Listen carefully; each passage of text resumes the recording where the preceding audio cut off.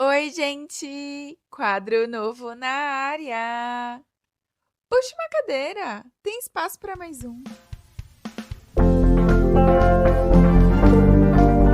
Rindo de nervoso, rindo de nervoso. O que te levou a fazer um podcast? Oi, pessoal. Pra gente estrear esse quadro aqui, hoje a gente trouxe a Uedia Santos. E para dar um breve resumo aí de toda a vida dessa pessoa maravilhosa, ela é psicóloga, neuropsicóloga, tem 6 anos de atuação desde crianças e adultos, tendo contato com várias faixas etárias aí.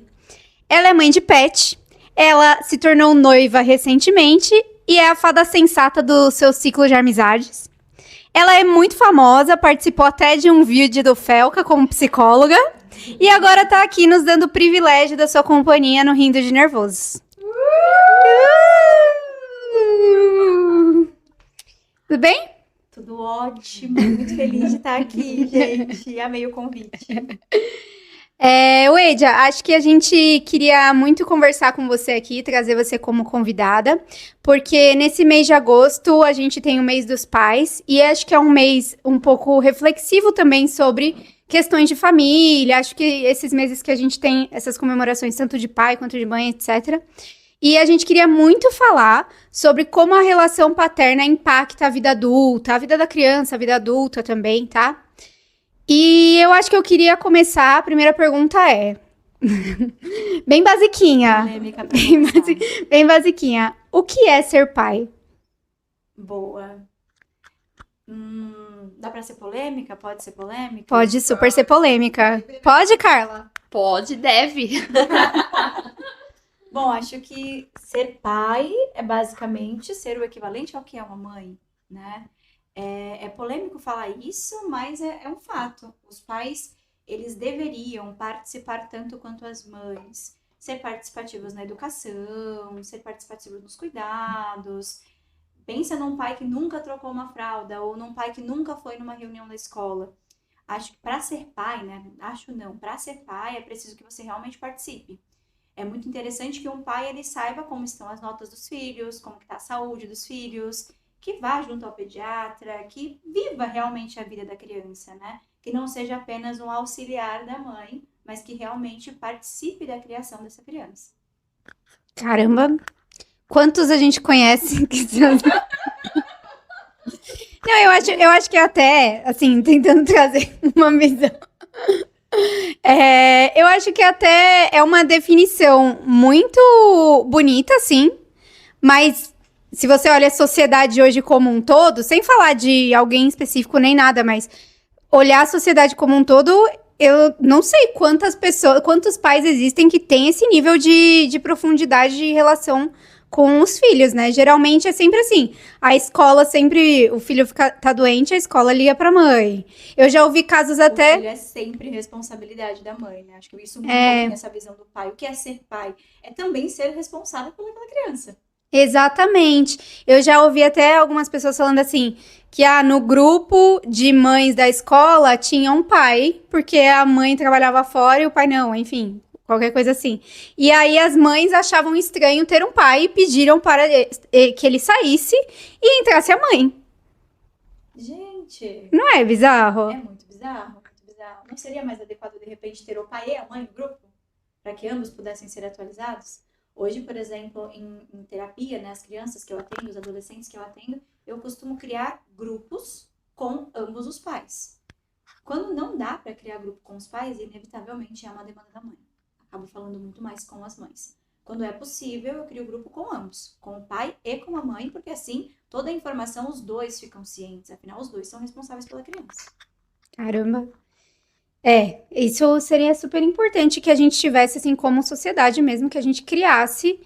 Enfim, eu queria te perguntar um pouco como que essa relação paterna ela vai impactar a vida adulta, assim, uma criança que tem um pai mais próximo, o quanto que isso impacta quando ela cresce, o que que a figura paterna presente traz ou ausente traz na vida da pessoa. Legal. É importante a gente pensar que quando a gente nasce sem crenças, sem valores estabelecidos, sem padrões de comportamento. A gente vai aprendendo isso com os nossos pais. Então, seja o pai ou seja a mãe, os responsáveis pela criação daquele indivíduo, eles são as pessoas que vão estar fornecendo ali padrões de comportamento, hábitos, crenças que vão tornar esse indivíduo um indivíduo. Então, vai ser construído ali por essa família, por esse ciclo. Logo, um pai presente fisicamente, mas não presente em carinho, em afeto, em amor, em cuidados, pode ser sim um pai que vai gerar crenças disfuncionais para essa pessoa. É um pai que vai ensinar para essa criança um padrão de comportamento que, vamos dizer assim, né, é um reforço não positivo. E aí nós temos também os pais super presentes que vão ensinar ali muito sobre crenças, sobre valores a partir do próprio comportamento. É legal a gente pensar que a criança, que o adulto vai ser a reflexão disso, né? Mas que a criança ela aprende a partir do comportamento dos pais. Nunca sobre o que é dito tem muita valia e ajuda a estabelecer essas crenças, mas é o comportamento que vai gerar um efeito maior, digamos assim.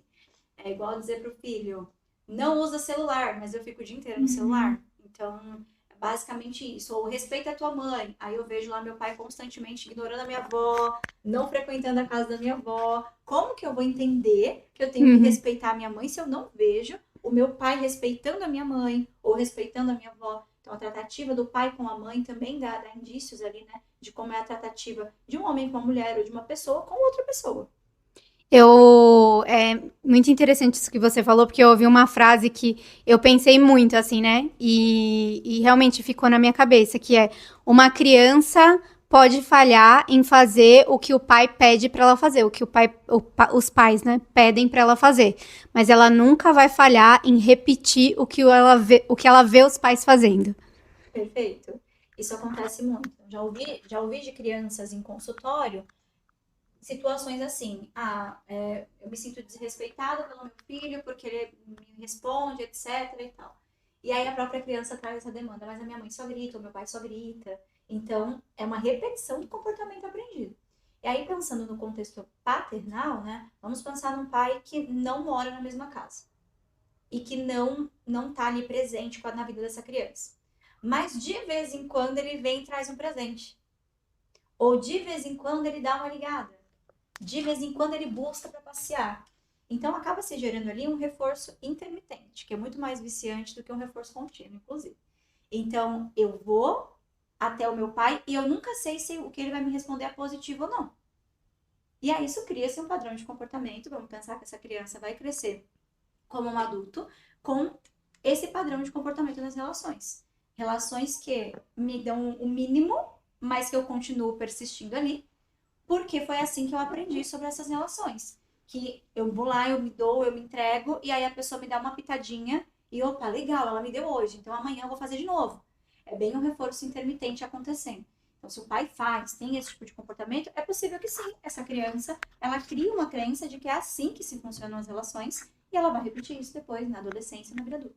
E que aquela vez que o pai for lá, ela precisa ser perfeita, né? Exatamente. Ela precisa ter um over-deliver ali naquele contato com o pai pra garantir que ele volte, que ele tenha uma boa experiência. Eu sou legal, pai, olha como eu sou brincalhona, como eu sou engraçada. É comum a gente ver, né, a criança, pai, porque tá querendo aquela atenção, né, solicitando aquela atenção, porque você tem pouco.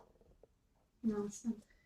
E a psicologia fala alguma coisa sobre o fato da criança não crescer fisicamente próxima ao pai? Ou não existe nenhum estudo sobre isso que você conhece? Há impactos da criança não crescer fisicamente com o pai, né, próximo ao pai. A gente precisa pensar no contexto social. O contexto social ele também é muito importante. Então, vamos pensar o que a gente imagina enquanto sociedade. O que vocês, quando pensam em um pai, imaginam enquanto pessoas, com o aprendizado de vocês da vida? O que vocês pensam? Culturalmente falando, no Brasil, a gente percebe que existe uma questão de pais que abandonam. E assim, eu não sei o dado, mas 80%. Um grande percentual. É. E então essa é a visão que não é a minha realidade, mas é a visão que eu tenho sobre pai. Que pode ser que o cara fuja ou simplesmente não esteja na vida da criança ou da mãe. Então, Certo. Bom, vamos lá. Se a gente pensa no padrão sociedade, vamos pensar na escola. A gente tem o Dia das Mães e a gente tem o Dia dos Pais, inevitavelmente, né? Tem um coleguinha lá que vai na festa. Hoje, agora é muito cultural. Não sei se vocês estão habituados com as escolas, mas é muito cultural nas escolas ter festa da família. Uhum. Muito cultural. Então tem a festa da família. Imagina a criança que vai lá na festa da família com a minha mãe, com a minha avó, mas eu não vou com meu pai. Isso tem os efeitos, né? Ainda que hoje a gente tem várias construções de família, não necessariamente um pai e uma mãe, né? Existem pais e pais, mães e mães, Uhum. existem diversas construções. A gente ainda tem uma sociedade que espera esse padrão familiar, onde existe um pai e uma mãe, e a ausência paterna, ela gera marcas. Essa criança, ela vai crescer com uma expectativa, e se essa criança não tem nenhum contato com esse pai, se ela não sabe quem é esse pai, pode ter os seus danos, mas pode também não ter. E aí esse é um ponto interessante de a gente observar, né? O que pode acontecer? A gente pode ter casos onde a criança vai crescer sem o pai e ela vai crescer um indivíduo que não vai sentir falta desse pai, que entende ali todo o contexto, né? Que conviveu assim, que tudo bem, a minha mãe fez tudo por mim, ok, eu nunca senti falta do meu pai, mas podemos ter também um indivíduo que cresce na mesma casa, que é irmão, mas que sente muita falta de ter um pai. Porque muito da nossa experiência vai também de como a gente enxerga as coisas, de como a gente experiencia as coisas. E sim, a ausência paterna ela pode gerar impactos, mas não tem como ter certeza se aquela criança vai crescer uma criança com a falta do pai, que vai sentir aquela falta do pai. Pode ser danoso, tanto quanto pode ser danoso um pai presente em uma dinâmica catastrófica, digamos assim. Era isso que eu ia te perguntar, inclusive. O que acaba sendo mais prejudicial? Uma criança que não tem o conhecimento de quem é o pai, tipo assim, não sabe quem é o pai, ou o pai é ausente, né, aparece de vez em quando, ou uma criança que cresce na mesma casa com o pai presente fisicamente, mas totalmente indisponível emocionalmente.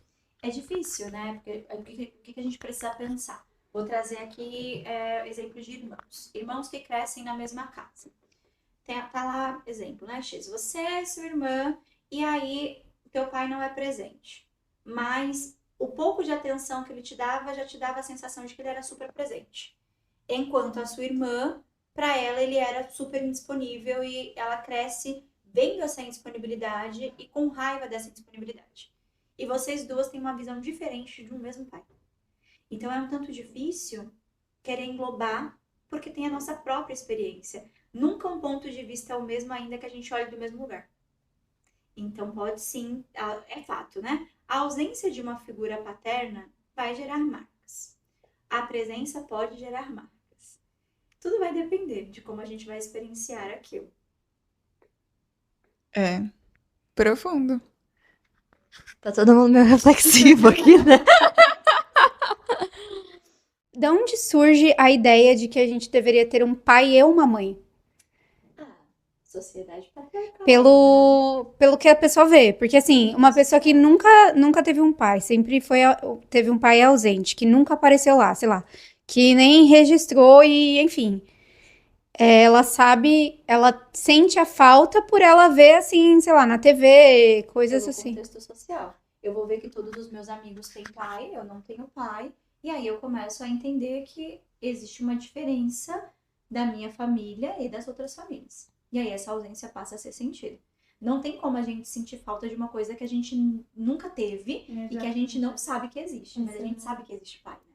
Sim, acho que aí é baseado mais na idealização, né? Sim. Você idealiza que o pai vai ser, sei lá, seu super-herói. Às vezes o pai até já faleceu, mas é isso. A gente não tem como sentir falta do que a gente nunca teve, mas a gente tem como vamos sentir pensar falta nesse do que a pai gente falecido. idealiza, né? Pensando nesse pai falecido, vamos pensar. O pai faleceu. Como que vai ser falado desse pai dentro dessa casa? Quais vão ser as crenças criadas sobre esse pai dentro dessa casa? E aí isso vai gerar ali uma dinâmica diferente em cada pessoa. Então pode ser que a pessoa cresça numa casa com um pai falecido, mas que existe muito amor falado desse pai. E ela vai crescer com aquele saudosismo e aquele sentimento de, caraca, queria ter conhecido meu pai. Queria ter tido essa experiência. E ela sente falta dessa pessoa que ela não conhece pelo olhar dela, mas que ela conhece pelo olhar da mãe, pelo olhar dos familiares. Porque é muito disso, né? Eu creio que meu pai era um cara legal e eu gostaria de ter ele na minha vida. Diferente de crescer num ambiente onde o teu pai não era legal, era ausente, sempre foi, né? E também temos a questão de você ser rejeitado e os impactos da rejeição. Imagina como é para uma criança saber que o pai não a quis e como isso reflete. Depende muito também do contexto familiar, porque há pessoas que vão suprir, vão tentar se esforçar. As mães geralmente fazem muito isso, né? Viva as mães que salvam muito aí as crianças. Mas a mãe ela vai tentar tornar aquele ambiente o mais confortável possível para aquela criança. Mas tem mães que podem estar o tempo todo falando desse pai que abandonou, reforçando a ideia do abandono. Então tem essa variação. Eu conheci uma pessoa que depois, assim, já na adolescência, descobriu que o pai pediu pra mãe fazer um aborto, né? Quando ela tava esperando ele. E isso parece que deu uma virada de chave, assim, nele. Ele deu uma pirada, assim, do tipo assim, tudo que eu construí da imagem do meu pai até hoje não é nada disso, porque ele nem me queria. Tipo, na cabeça dele, o pai pediu pra mãe matar ele, né? E o quanto isso, sei lá, se tornou totalmente disfuncional, tanto dentro dele, quanto a relação que ele tinha com o pai, que até então era uma relação amigável e tal, e o quanto isso transformou a vida dele. Foi numa briga que ele ouviu da mãe com o pai, e aí, enfim, os dois não estavam concordando com alguma coisa que precisava ser feita ali com ele, e aí a mãe falou: "Você nem queria ele, você pediu pra eu abortar." E aí ele ouviu Bem doloroso. e deu, exatamente. Então, eu acho que tem tudo isso, a quebra também da idealização, quando você vai crescendo e vai vendo que seu pai não é nada daquilo que você construiu a vida inteira. Vamos pensar nessa história, né? Eu construo uma visão sobre o meu pai. O meu pai é legal, o meu pai é gentil, o meu pai é um cara que provê dentro de casa, me leva na escola, sempre muito participativo. Eu acreditei, eu cresci acreditando que esse é o meu pai. E de repente, algo quebra a vidraça. E aí entra uma nova informação naquilo que eu acreditava. E isso gera a quebra dessa crença, né? Daquela visão que eu tinha do meu pai. E algo novo passa a ser acreditado. Este homem não me queria. E isso muda tudo. Então, quando a gente fala desse padrão de criar crenças, né? Por que as pessoas adultas vão para terapia depois de ter ali famílias disfuncionais ou relações com o pai disfuncional, enfim, para criar novas crenças sobre mim mesma, porque as crenças que eu criei dentro da minha relação paterna são crenças que me afetam enquanto adulto e eu preciso modificar isso. E é basicamente o que aconteceu aí. Ele tinha uma crença sobre esse pai e a crença foi modificada por uma, neste caso, não legal. A outra era legal, mudou-se para uma legal. Mas aí uma pergunta, isso não é verdade pra qualquer relação? O quê? De que a sua crença no que a pessoa é, do que você pensa da pessoa, ela vai mudar. De qualquer forma, assim, por exemplo, quando você é criança, você pensa que seus pais são assim, assim, assado. Em algum momento, isso com certeza vai mudar, porque você tem uma visão de criança das coisas. E quando você vira adulto, você entende que pais são seres humanos, assim, né? Isso acontece de qualquer forma. Na vida, a gente vai mudando muito as nossas opiniões sobre as pessoas. Pensando na visão da criança, vamos pensar lá naquela criança que o pai traz de presente, que o pai de vez em quando aparece, que dá carinho, que leva no cinema e etc. Essa criança, pra ela, o pai dela é bom. Ele aparece, ele me dá presente, ele me dá sorvete. Caraca, meu pai é ótimo, meu pai é super-herói. Mesmo que ela criança vendo a mãe dela reclamando ali, ouvindo as ausências paternas, ouvindo que ele não contribui, não paga pensão, não vai na escola, não sabe de nada. Caramba, a minha mãe não gosta do meu pai, mas caraca, meu pai é muito legal. Porque dentro da visão da criança, dentro das limitações da cognição infantil, aquele pai é um cara legal. E aí o que acontece quando você chega na vida adulta? Você quebra a vidraça. Você começa, enquanto adulto, a perceber que esse pai não era tão legal assim quanto você achava que era, porque você não tinha informações o suficiente para perceber isso. E na vida é assim, né? Conforme a gente vai adquirindo autoconhecimento, conforme a gente vai entendendo sobre a vida, vai vivendo, vai amadurecendo, as nossas crenças, elas vão mudando, os nossos valores sobre as coisas, eles vão mudando. O jeito que a gente vê as coisas, eles mudam porque a gente muda. Então, muda o meu jeito, eu começo a perceber as coisas de um outro viés. Então, sim, é algo que acontece naturalmente na vida. Mas vamos pensar que, se esse pai é participativo, se ele é legal e ele continua sendo assim, e ele era visto assim por todas as pessoas em volta, não tem por que essa pessoa, depois que cresce, vira a chave. Eu posso ver, na verdade, que, putz, eu achava ali que meu pai era um bom mecânico, descobri que ele não era, que ele só levava o carro no lugar lá para alguém arrumar. Mas porque eu não tinha essa cognição, eu não conseguiria ter essa visão enquanto criança. Mas a gente vai crescendo e a gente vai vendo que os nossos pais não são tão super-heróis quanto a gente Sim. achava, né? Não, que são talvez tão complexos ou mais complexos que a gente, né? E agora que você falou da questão do pai legal. Ah, aparece de vez em quando, dá o presente, o sorvete. O quanto isso também é ruim com a mãe, né? Porque a mãe fica com toda a parte burocrática. Então, minha mãe é uma chata, minha mãe me cobra nota na escola, minha mãe não me deixa brincar e tal. E aí esse pai, que não é um pai legal, né, se torna um super pai. Em comparação com a mãe que tá ali com toda a responsabilidade. A mãe vira uma vilã. Meu pai me dá tudo que eu quero e a minha mãe é quem me cobra as notas, a minha mãe é quem me cobra de ir pra escola, que cobra de tomar banho, que cobra de escovar os dentes, e o meu pai é o cara que faz chocolate. E aí a gente pensa exatamente nesse contexto de quão limitado é o raciocínio da criança. E às vezes o que acontece é que algumas mães acabam despejando na criança essa frustração e a criança não entende. Assim como o próprio pai também despeja nessa criança essa frustração, ou vou chamar de manipulação, que eu acho que fica mais exato, né? De que a mãe é ruim, porque a tua mãe me impede, porque a tua mãe é chata e eu que sou legalzão. Né? Isso acontece. Mas assim, o que que a psicologia fala sobre essa questão dessa construção de imagem em relação ao pai ou à mãe? Isso é normal para todo ser humano. Isso faz parte do crescimento e do amadurecimento. É isso. É isso, sim, faz parte. A gente vai Essa construindo a nossa quebra, né? visão, essa quebra. A gente cresce acreditando numa coisa e quando a gente envelhece, a gente percebe que não é bem assim, né? Tá, porque pra mim parece que tudo isso pode ser uma construção vinda da própria mãe. Por exemplo, eu já vi casos de pessoas que a mãe construiu a imagem do pai, o pai nunca foi aquilo. Mas a mãe falava tanto, ai, seu pai fez aquilo, como se ele fosse uma pessoa legal, mas na realidade ele nunca foi aquela pessoa. Então, até que ponto a criança realmente entende, ela consegue enxergar, ela consegue entender o que de fato está ali na frente ou não? É algo falado ou dito por outras pessoas de alguma forma?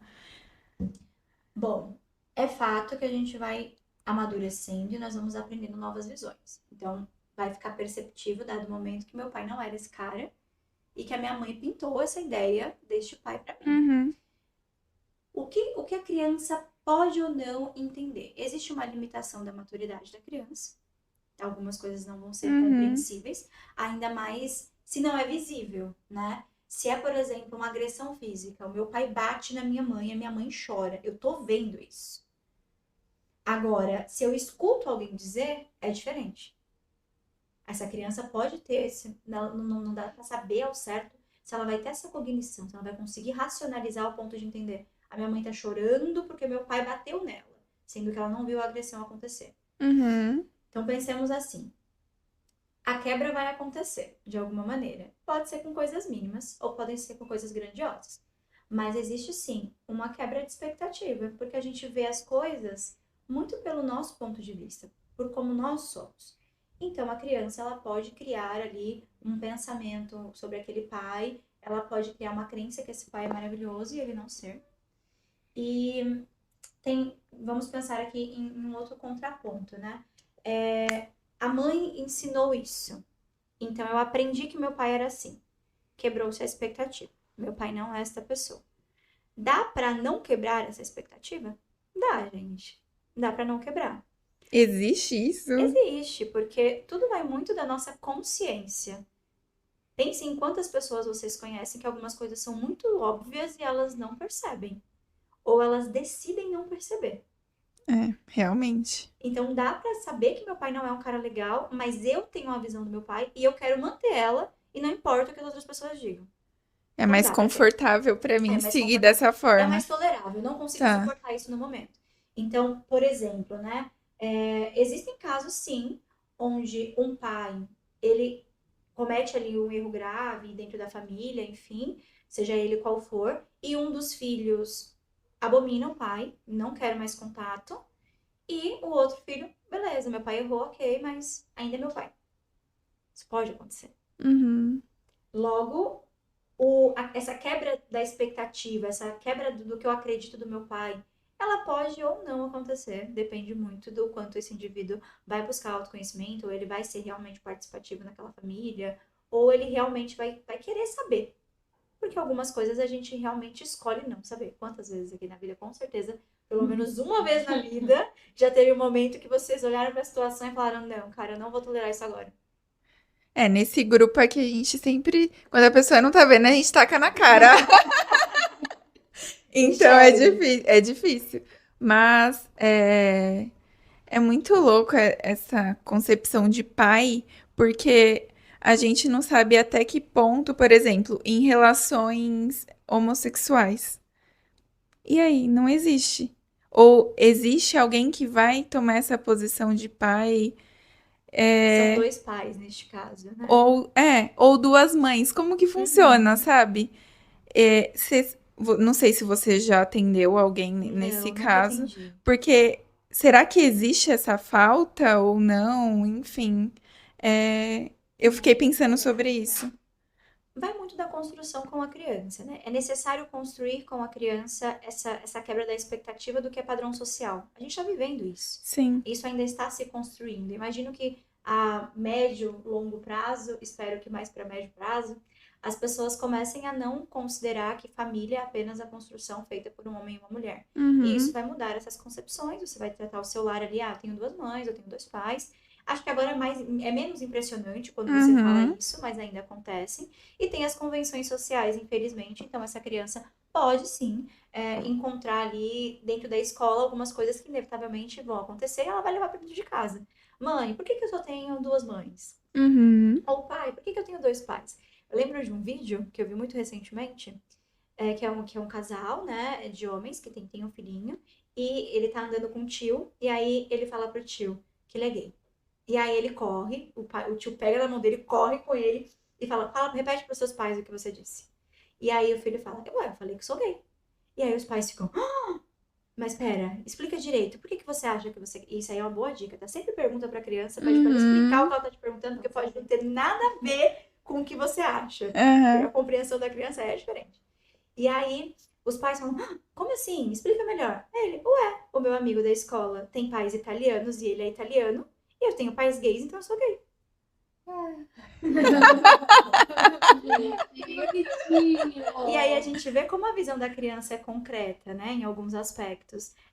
Não tem, ué, sou gay porque meus pais são gays, e é isso. Uhum. Então, tem esse viés, né? Vai muito também da criação da criança, da educação que você vai dar para ela, de como que você vai ensinar valores para essa criança, vai ensinar o que está aplicado em contexto social e que dentro da casa não se aplica. E pode ser que a criança cresça num ambiente onde ela nunca vai ser questionada e tá tudo bem.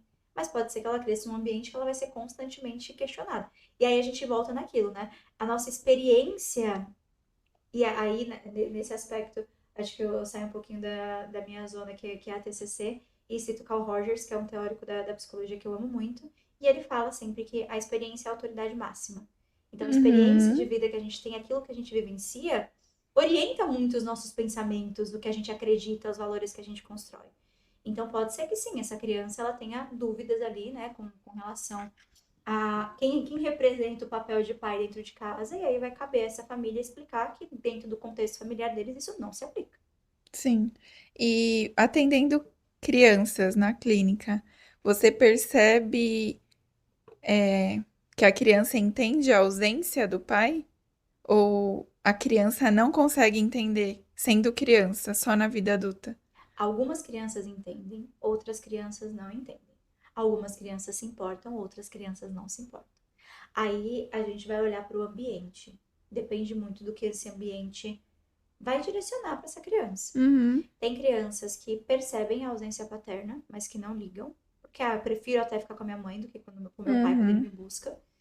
E tem crianças que sofrem realmente, que sentem muito. Queria que meu pai me visitasse mais, queria que meu pai me visse mais. Dia dos pais na escola é uma tortura, né? Então, tem alguns pontos aí que acabam acontecendo. E aí, novamente, vai muito do ambiente e da estrutura que essa criança tem. Já atendi diversos públicos, né? Com diversos tipos de renda. E o sofrimento maior está, sim, né? Nas pessoas mais pobres, nas pessoas mais humildes. Ali se sente mais a ausência paterna. Porque aí estamos num contexto social onde eu vou na escola e aí os meus amigos falam dos pais, né? Se sente mais essa ausência do pai. Porque aí a gente tem um contexto onde os pais realmente abandonam. E às vezes essa mãe não sabe nem onde encontrar esse pai para cobrar uma pensão. Quem dirá esse pai visitar essa criança. Então essa ausência realmente acontece. E aí eu tenho o sofrimento dos meus amigos terem um pai, eu não tenho pai, enfim. Ser criado pela avó, por exemplo, substitui pai e mãe? Num contexto, assim, de raciocínio da pessoa, psicológico. Não substitui, mas a gente costuma até não usar, né, o termo em alguns contextos qual o nome do pai, qual o nome da mãe, a gente utiliza qual o nome dos cuidadores. Cuidadores. Porque a gente vive em uma sociedade onde não é incomum que a pessoa não seja criada pelo pai, ou seja criada pela mãe e avó, ou só pela avó, ou até em alguns contextos a mãe é mãe muito jovem e a criança fica com os avós, né? Então, assim, substituir? Não substitui. Mas aí o que a gente... Vamos pensar assim, muda-se os papéis. Sou criada pela minha avó acaba tendo um papel mais maternal para mim. E a depender do contexto, a minha mãe, eu sei que ela é minha mãe, minha avó não passa a ser a minha mãe, mas quando eu tenho uma visão de mãe, a minha visão vai ser a minha avó. Não sei se ficou claro. Entendi. Ou o avô, ou o tio, ou o padrinho que participa da criação e o pai não, né? Então, não necessariamente essa criança sente falta de um pai e uma mãe, mas ela sabe que a situação dela é diferente do padrão, vamos dizer assim. Sim, ela vai entender que o pai não é presente na vida dela, mas existe uma figura paterna que substituiu de alguma maneira. E há alguns casos que não existe uma figura paterna que substitui. Aí a gente vai ter as mães que fazem o papel de mãe e pai. Eu ia falar sobre quando você falou das pessoas com uma renda menor, né, sentirem um pouco mais. Mas talvez não seja associado porque a mãe precisa, sei lá, trabalhar o dobro para manter a casa, e aí ela é mais ausente, e aí deixa um buraco maior ainda, dá pra sentir essa falta, sabe? Porque daí nem a questão da mãe acaba suprindo. Exato. E dependendo do contexto, se essa mãe não tem uma rede de apoio, essa criança realmente acaba ficando mais na creche. Hoje a gente tem creches públicas que tem o horário completo. Me fugiu o nome do horário? Integral. Integral. Isso. Que tem o horário integral. Então, algumas mães acabam trabalhando mais fora, a criança fica no horário integral, só chega para buscar essa criança. Então, isso acontece, né? E a ausência, é claro que vamos pensar que em nenhum ponto a mãe ela vai trabalhar muito para suprir a ausência paterna, mas se existir um pai, a ausência sempre vai existir, é um lugar que tá vago. Pode não haver sofrimento, mas sempre que se for falado sobre, quantos momentos da nossa vida a gente precisa falar nome do pai e nome da mãe? E quando se aproxima a data de Dia dos Pais, enfim, você vê que essa demanda cresce na clínica? Cresce. Dia dos pais, dia das mães, demanda cresce. Natal, demanda cresce. Sim. Então, sim. Os sofrimentos aparecem, né? Em alguns casos, no dia que a pessoa sabe que é o aniversário do pai, ou no dia que é o próprio aniversário. Então, isso é sentido, né? O meu pai não vai aparecer, meu pai não vai ligar. Cria-se uma expectativa de que esse pai em algum momento apareça, ou que ele ligue, e aí não se liga, né? Então, sim, a demanda cresce porque a gente tem datas comemorativas que, em contexto social, é esperado que algo aconteça e não vai acontecer porque você não tem vínculo. E você já atendeu alguém que ia ser pai e estava preocupado como ser um bom pai? Já atendi pessoas preocupadas em serem bons pais e pessoas em contexto onde sabem que não são bons pais e estão na terapia para tentar se tornar bons pais. Isso acontece. E eu não sei se você fala o que que é ser um bom pai, mas existe um direcionamento assim que você dê pra eles nesse sentido? Ser participativo. Vamos lá. Minha esposa leva minha filha na escola, então eu busco. Eu dou a comida para minha filha no almoço, a minha esposa dá na janta. E as fraldas são minha responsabilidade, os banhos são minha responsabilidade. O que que é um bom pai? Um bom pai é a tua filha te conhecer, ela saber quem é você.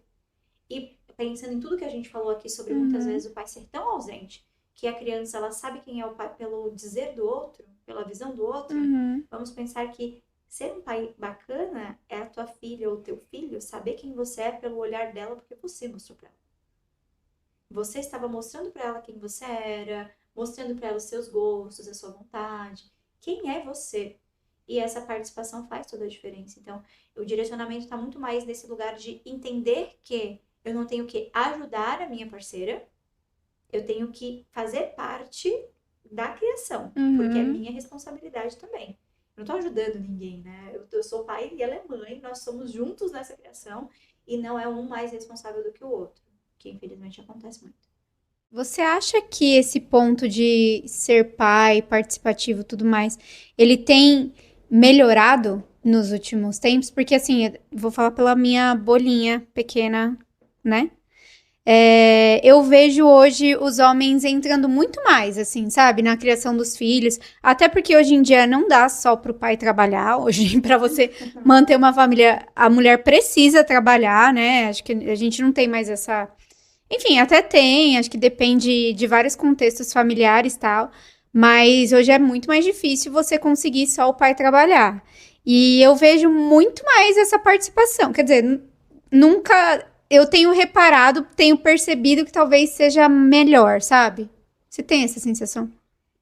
É legal entender o quanto isso realmente é prático. Pensando que muitas vezes a gente tem um recorte de rede social, que é muito importante. É verdade. Então, é o pai super participativo, mas tem um vídeo gravando isso. E quando não tá gravando o vídeo? Quanto participativo é esse pai quando a gente não tá gravando? E entender também desta mãe o quanto isso realmente é real. Precisamos avaliar isso. Então, legal, ele fica com a filha, dá banho na filha, e as outras demandas da casa, elas continuam sendo divididas? Ou agora ele tá me ajudando com a criança, mas as outras coisas todas viraram minha responsabilidade, além de ainda cuidar da criança? Não tenho nenhum estudo que eu tenha visto ou alguma pesquisa que eu tenha feito mas não sei se existe, tá, gente? Realmente não pesquisei, mas que possa dizer se isso tem melhorado ou não. O que eu acredito que melhorou? A exposição. Então, atualmente, se você não é um bom pai, a tua chance de ser exposto por isso é muito maior. Verdade. O julgamento aumentou muito também. Então, se você não é um bom pai, se você não é um cara legal, as pessoas vão saber, elas vão te julgar. A gente tá numa era muito forte de julgamento, né? Hoje em dia existe mais uma cobrança mais clara pelos deveres de um pai, que não existia antes. Então, sim, pode ser que tenha melhorado. Não tenho noção em números desta melhoria. E aí eu não sei na bolha de Carla e de Carol como que estão as coisas. Não, eu vejo os meus amigos que estão tendo filhos agora muito mais participativos do que, sei lá, pessoas mais velhas. Assim, meu pai, meus tios, enfim, amigos dos meus pais, que sim, a responsabilidade era totalmente da mulher, né? E eu não vejo mais assim, talvez porque mudou-se muito essa questão, tipo, da mulher trabalhar fora e da geração agora ter mais consciência sobre, a minha esposa trabalha tanto quanto eu, a responsabilidade é tanto quanto dela, quanto minha, né? Mas eu acho que sim, pelo menos eu tive vários amigos que foram pais recentemente e eu vejo uma participação bem ativa deles, sabe? Que inclusive até levam as esposas, enfim, namoradas, a pensarem em ter outro, né?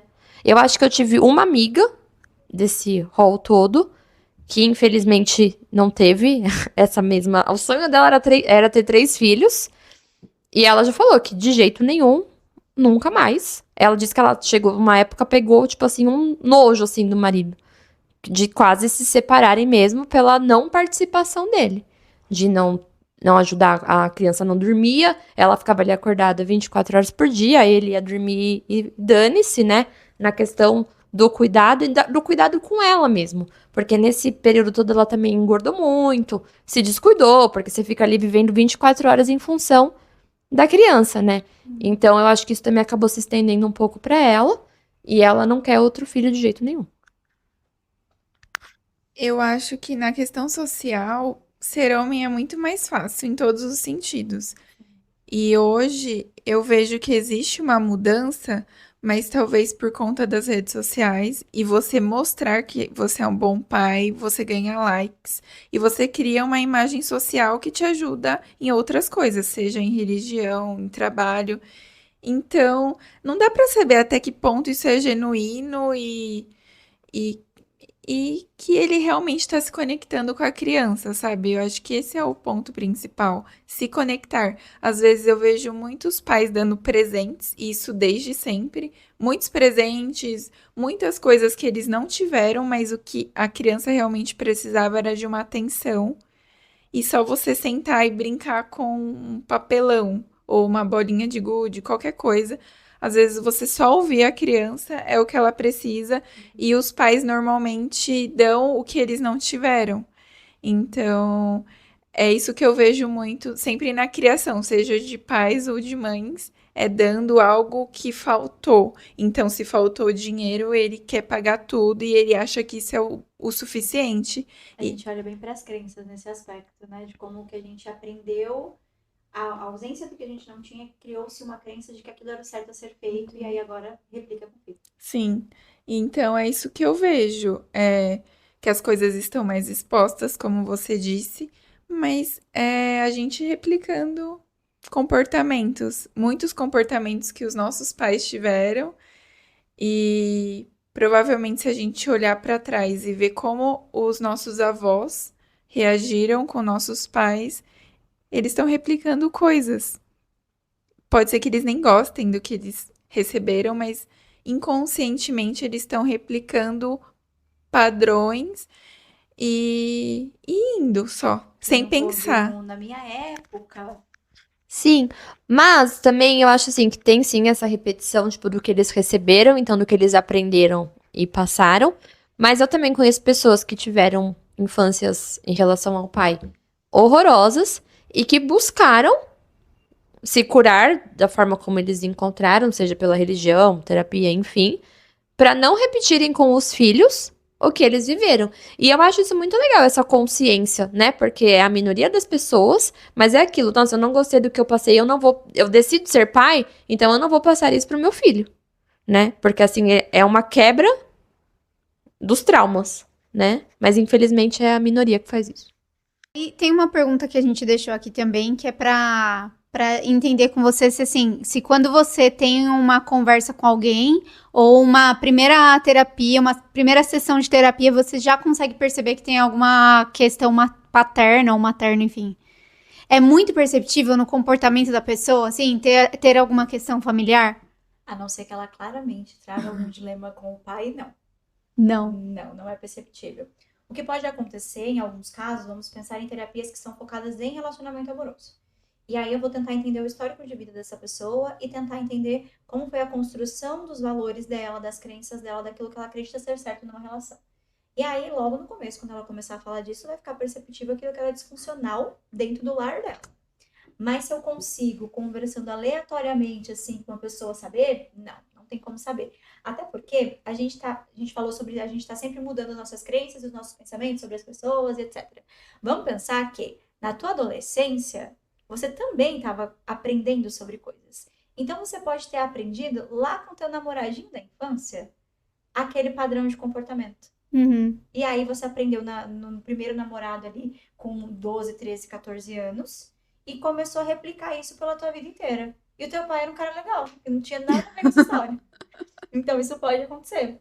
Ou teu pai é super babaca, mas você teve uma pessoa legal aí na tua vida que te ensinou outras coisas, você se inspirou no teu tio e aí deu tudo certo, sabe? É difícil saber. Mas a crença, ela não quebra, por exemplo, alguém tá me tratando mal, mas meu pai sempre me tratou muito bem. Então, eu uso isso como exemplo masculino de como eu deveria ser tratada e aí eu não vou aceitar, por exemplo.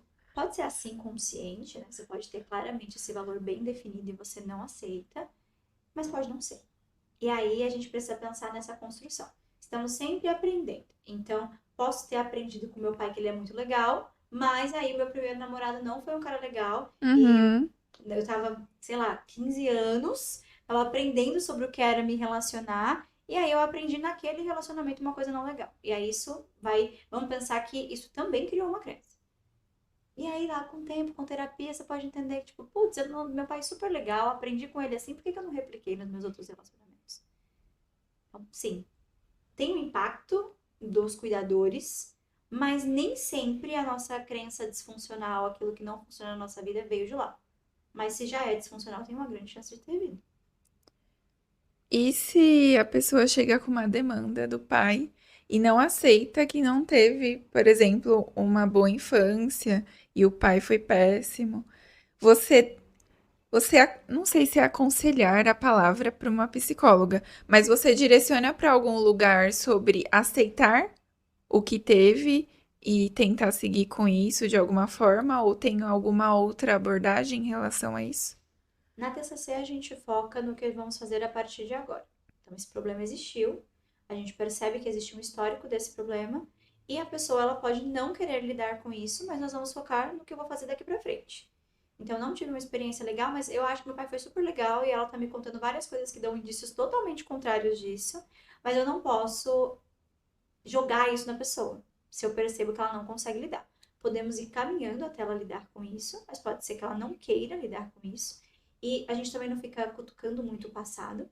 Vamos entender esse problema e vamos ver o que a gente vai fazer a partir de agora. Uhum. Existe um padrão ali com o pai, que veio do pai, que originou-se ali uma crença, mas agora a gente vai criar uma crença nova. Então, neste caso, talvez eu não falaria tanto do pai, mas falaria daquilo que ela acredita. E como que a gente vai mudar isso que você acredita para uma coisa nova.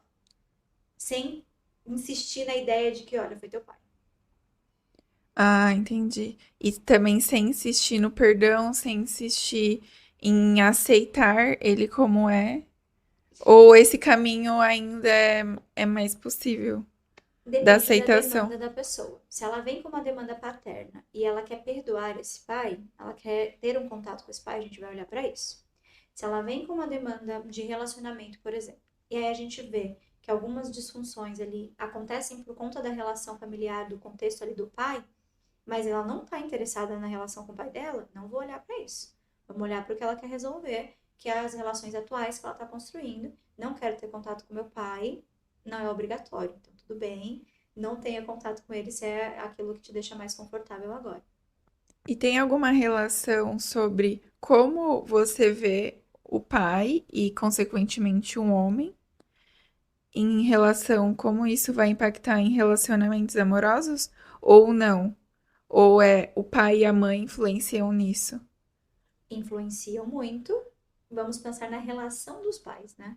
Eu aprendo ali que uma relação amorosa ela acontece assim, que o papel do homem dentro da relação é esse, e eu vou replicando isso. Então, sim, pode impactar em como eu vejo pessoas. Se eu tenho, aí a gente pensa lá no reforço intermitente, né? Se eu tenho um pai que me dá o mínimo e eu, nossa, toda vez que ele vem me dar o mínimo é incrível e eu faço de tudo para ser perfeita, como a Elo falou, dentro de uma relação, provavelmente vai ser isso que vai se replicar. E aí é que a gente acaba associando muito a relação amorosa, mas se você olhar o contexto geral, você vai ver que essa pessoa ela acaba sendo assim em todas as relações. Ah, isso a gente não enxerga, porque eu achei que tinha uma relação masculina e, consequentemente, numa relação amorosa. Mas aí pode se haver uma crença, por exemplo, esse indivíduo ele pode passar a acreditar que ele precisa de um homem para ser feliz. A mulher pode passar a ter essa crença. Então, eu começo a acreditar que, cara, eu só vou ser feliz se eu tiver um homem, se der certo. Vamos pensar em um contexto onde ali na relação a mãe constantemente estava ali falando sobre como tem que fazer dar certo, sobre como tem que se esforçar, sobre como é importante casar. Sim, vai impactar. Porque essa pessoa ela vai crescer acreditando que ela precisa ter um homem, que ela precisa aceitar, e aí isso vai se refletir totalmente na figura masculina. Uhum. E também a questão que você falou do reforço intermitente e que isso vem já enraizado e tudo mais. E o quanto as pessoas que estão de fora, elas ficam, nossa, mas ela tá nessa relação e tipo, mas por que ela tá nessa relação Como é aceitando? possível ela aceitar Por que tudo ela tá isso? nisso? Tipo, ela não tá vendo que ela tá recebendo migalhas e que ela não tá, tipo, recebendo o que ela merece? Quando, na verdade, a questão do relacionamento amoroso é só a ponta do iceberg, né? Então, acho que além de tudo, além de já ter essa situação muito ruim do reforço intermitente mesmo, de ser um vício e tudo mais, que eu acredito que deva gerar uma dependência emocional, enfim, ainda tem todo o julgamento, né, das pessoas ao redor, porque, sim, as pessoas enxergam só a parte de, tipo assim, exatamente, não vai, tipo, buscar, tipo, mas como que é a relação com o pai, né? Se a gente for parar para pensar num sentido mais amplo, a gente pode acabar, inclusive, concluindo, por exemplo, que no trabalho, mesmo a pessoa tendo um trabalho ruim, um trabalho que ela não gosta, um trabalho onde ela sofre algum tipo de assédio moral, ela permanece ali. E você vê o potencial da pessoa, vê que ela é muito boa e não entende, tipo, por que ela continua ali? Mas porque ela aprendeu que não se desiste. Mesmo Uhum. assim, mesmo sendo ruim, você fica. É que muitas vezes pode vir da relação do pai e da mãe, né? Da relação do pai e da mãe ou até da relação do pai com a própria pessoa. Ué, e você diria que a relação que a pessoa tem com o pai e a mãe é o que mais influencia qualquer tipo de disfuncionalidade? Essa é uma pergunta que pega, né?